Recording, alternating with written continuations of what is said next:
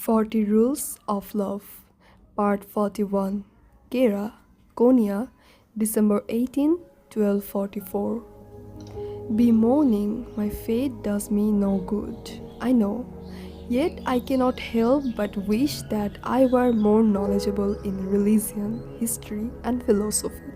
And all those things Rumi and Shams must be talking about day and night. There are times when I want to rebel against having been created a woman. When you are born a girl, you taught how to cook and clean, wash dirty clothes, mend old socks, make butter and cheese, and feed babies. Some women are also taught the art of love and making themselves attractive to men. But that's about it. Nobody gives women books to open their eyes. In the first year of our marriage, I used to sneak into Rumi's library at every opportunity.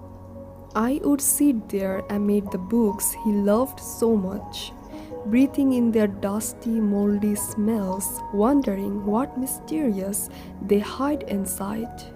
I knew how much Rumi adored his books, most of which had been handed down to him by his late father, Bahauddin. Of those, he was particularly fond of the Marif. Many nights he would stay awake until dawn reading it, although I suspected he knew the whole text by heart. Even if they paid me sacks of gold, I would never exchange my father's book, Rumi used to say. Each of these books is a priceless legacy from my ancestors. I took them from my father and I will pass them to my sons.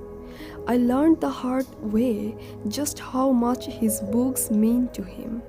Still in our first marriage, while I was alone at home one day, it occurred to me to dust the library. I took out all the books from the shelves and wiped their covers with a piece of velvet dipped in rose water. The locals believe that there is a kind of juvenile disease by the name of Kebikek, who takes a twisted pleasure in destroying books. In order to ward him off, it is the custom to write a note of warning inside each book. Stand so still, Kekibek. Stay away from this book. How was I to know that it wasn't only Kebikek who was supposed to stay away from my husband's book, but me as well? That afternoon, I dusted and cleaned every book in the library. As I kept working, I heard from Ghazali's vivification of the religious sciences.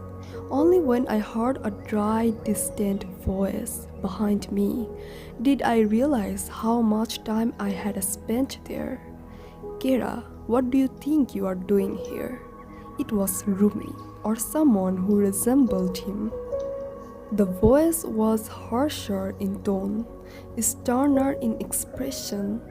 In all our 8 years of marriage, that was the only time he would have spoken to me like that. I am cleaning, I muttered, my voice weak. I wanted to make it a surprise. Rumi responded, I understand, but please do not touch my books again. In fact, I would rather you did not enter this room at all. After that day, I stayed away from the library even when there was no one at home. I understood and accepted that the world of books was not and never had been, nor even would be, for me.